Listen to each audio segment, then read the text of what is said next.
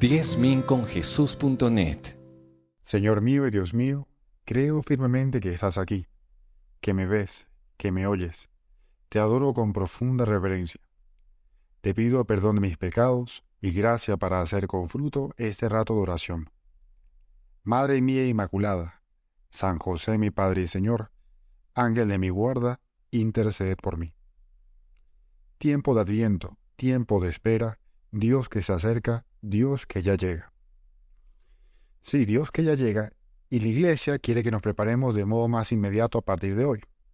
Por ejemplo, la liturgia nos lo recuerda de un modo especial en Colombia y en Venezuela con esas llamadas misas de aguinaldo.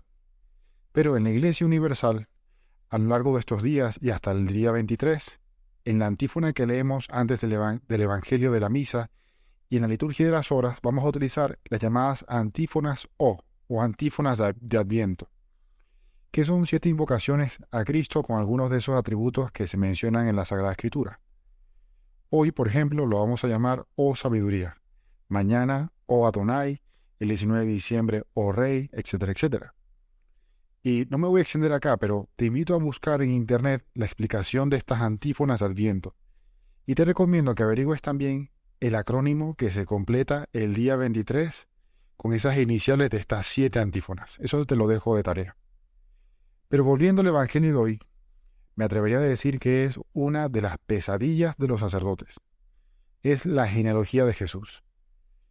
Y esto porque ya solo el hecho de pronunciar estos 47 nombres en hebreo, nombres hebreos, sin equivocarse, pues tiene mucho mérito. Pero además, imagínate tener que predicar una meditación a partir de una lista de personas, la mayoría con historias totalmente desconocidas. Y encima, no es por hablar mal de tu familia, Señor, saber que algunos de los personajes que aquí se nombran no son para nada modelos de santidad, sino todo lo contrario.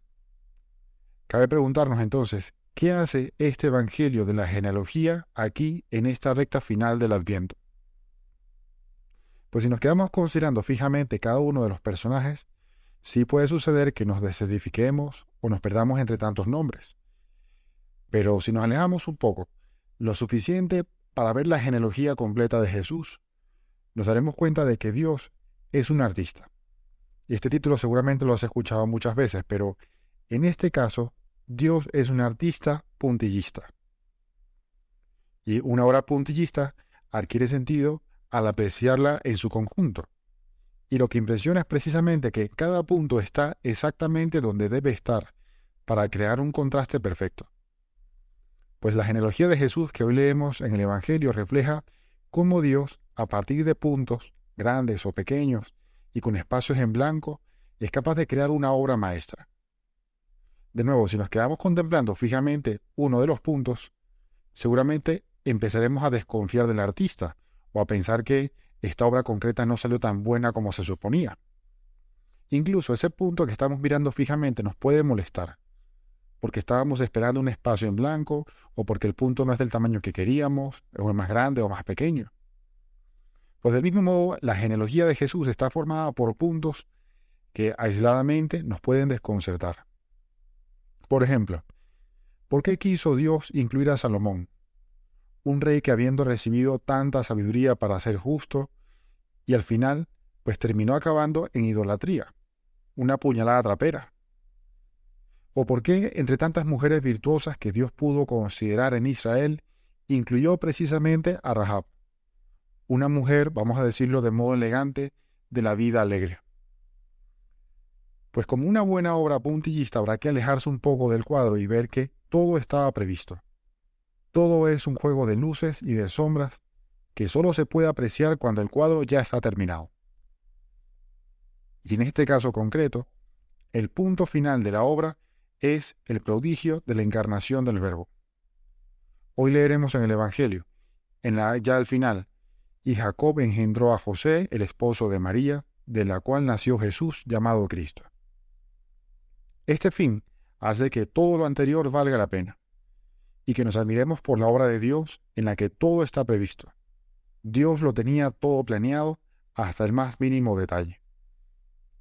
Por eso este Evangelio de la genealogía de Jesús tiene muchísimo sentido en esta recta final del Adviento. Nos estamos acercando al final de este tiempo de preparación y no podemos sino maravillarnos ante el modo en que Dios tenía previsto todo para que tú, Señor Jesús, pisaras por vez primera nuestra tierra. En estos últimos días vamos a revivir todos los inconvenientes que pasaron María y José, las angustias, los cambios de planes, el rechazo, el escuchar una y otra vez no tenemos posada, las incomodidades. Pero todo eso serán puntos pequeñísimos que van a servir para dar mayor contraste a la alegría de contemplar el cuadro ya terminado. El Emmanuel, Dios con nosotros. ¡Qué maravilla! Ya que hablamos de un Dios que prepara con lujo de detalles el nacimiento de Cristo, aprovecho para hacer publicidad a un libro que podemos llevar a la oración en estos días de Navidad y que tiene muchísimo que ver con esta consideración de hoy. Es El Belén que puso Dios de Enrique Monasterio, que es todo un clásico de Navidad. Pues si en esos peseres de nuestras casas nos fijásemos únicamente en una mancha marrón en donde debería haber solo verdes praderas, o típica ovejita, la clásica ovejita que siempre está caída patas arriba, pues diríamos que ese pesebre quedó fatal. Pero si contemplamos todo en su conjunto y prestamos atención a lo que de verdad importa, el misterio donde están José, María y el niño, incluso el pesebre más destartalado nos servirá para dar gracias a ese Dios que dispone todo antes, más y mejor de lo que tú esperabas, como nos decía San José María. Es que Dios tiene un plan, y en nuestro caso, ese plan consiste en que Él ha dispuesto todo para que podamos llegar a la Navidad muy bien preparados, incluso por medio de las tragedias, de los reveses, de los momentos de oscuridad en los que parece que Dios no nos escucha o que se olvidó de nosotros. También de eso se vale Dios para hacer en nosotros una obra maestra. Y hablando del Dios puntillista, hay un artista estadounidense que bueno, no es tan famoso, se llama Phil Hansen, que durante la secundaria se enamoró de la técnica del puntillismo, del que estamos hablando justamente hoy.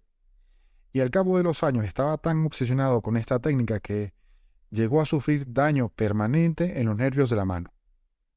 Claro, esto es una verdadera tragedia porque tuvo que abandonar la escuela de arte y de hecho abandonó el arte en absoluto por esos movimientos incontrolados de su mano.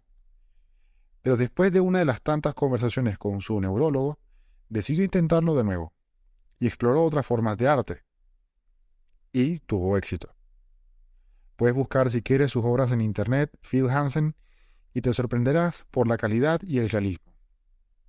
Pero el truco está en mirar sus obras de lejos. De hecho, si te acercas, verás que ninguna línea es recta, limpia. Todas reflejan los temblores incontrolables de su mano. El problema neurológico sigue allí, pero sus obras están hechas para ser miradas en su conjunto y entonces resultan evidentemente realistas. Por ejemplo, tiene una Mona Lisa, copia de la de Leonardo da Vinci, o una copia también de La creación del hombre de Miguel Ángel, esa que está en el techo de la Capilla Sixtina. Si te interesa, lo puedes buscar. Él explica muy bien todo esto en una charla titulada Embrace the Shake, que literalmente significa abrazar el temblor, y que es una charla de cómo darle vuelta a una situación trágica para crecer, aprender y confiar más.